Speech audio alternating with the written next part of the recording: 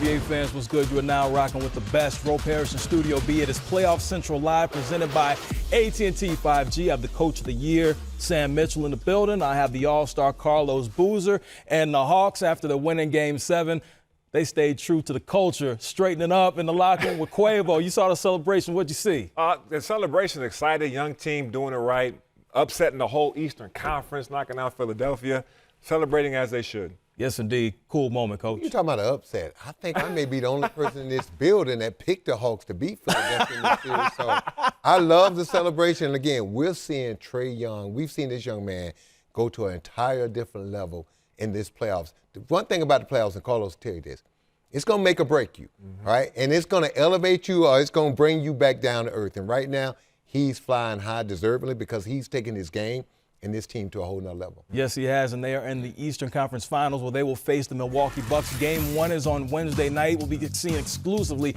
on TNT. Taking a look at the season series, 2 wins for the Bucks this season in 3 games. You see Giannis putting up Giannis numbers, and then you see Trae Young only played in 1 of those games. He was 3 for 17, not his best performance. John Collins balling as well in the first conference finals appearance since 2015. So first things first, and Coach, I'm going to give you the first word because we're talking about Trae Young, but let's go to the other side talking about the Greek Freak going up against the Hawks. Do the Hawks have the right defender or defense to stop or slow down the Greek Freak? Now, why would you say that? The dude averaged about 40 a game in this playoffs. That's my question. I got to ask him, Coach. No one can stop him, but you don't have to. Because at certain points of the game, he's going to stop himself with his inability to knock down threes or 18-footers and free throws. So late in the game, that's when Giannis kind of takes a step back. The person you're going to have to worry about are the first sons is Drew Holiday and Chris Middleton late in the game.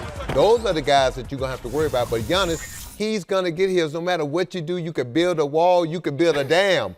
It don't matter. Everyone, look, that formula has been used against Giannis for the past 3 years, and he's still averaging over 30 a game. So he's going to get his, but the Hawks going to have to concentrate on stopping others, especially the last 5 minutes of the game. Booz, I got to throw this at you. Just looking at the confidence that Giannis had. They were counting down as he was at the free throw line. He knocks down 7 straight, gets that Game 7 victory. Where do you feel like he is right now going into this series? I mean, he's playing great. They just got done beating the Brooklyn Nets, which I thought might have been an upset there as well. He's averaging 30 points a game, almost 14 rebounds. His numbers are insane, to Coach's point. You can't really slow him down or stop him. But to Coach's point again, he can't make free throws. So it's all psychological because he has a good touch. You see him back it out to the three-point line, knock down 1 or 2 threes every game. I feel like it's more between the ears with Giannis from the free throw line. The crowd's going to play into it, of course, but he's playing at an extremely high level. So when we're looking at Trae Young on the other side, if you're the opposing coach, Bud, and we've had plenty of conversation about him and his ability to adjust. Trae Young has scored at least 20 points and dished out at least 7 assists in every game he's played in the playoffs. So what type of strategy should they have facing Trae Young? I mean, it's tough. You want to get the ball out of his hands, but he's surrounded by shooters, especially Bogdanovich out there, Gallinari, Herter's out there. Collins can knock down a 3. Trae, to Coach's point, has grown up so much in these playoffs. Great pick-and-roll player. And what I like about him, he's making great decisions at the right time. Throw the lob to Capella, throw the lob to Collins. Find your shooters. Just a phenomenal player right now playing at a very, very high level. Bro, this is the thing the Hawks are going to have to do, and this is the thing Milwaukee's got to be careful of. Giannis is their best weak side defender. You think about this. Coach Bud then put him on Kevin Durant because he wanted Giannis as his best weak side defender to challenge shots and block shots.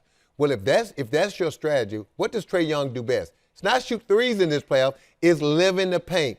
So if now what Trae's going to have to do is when he makes Giannis commit, that's when you're going to have to spray the ball and find your shooters, and that's when they're going to have an opportunity to attack. The question for me is, they lost DeAndre Hunter.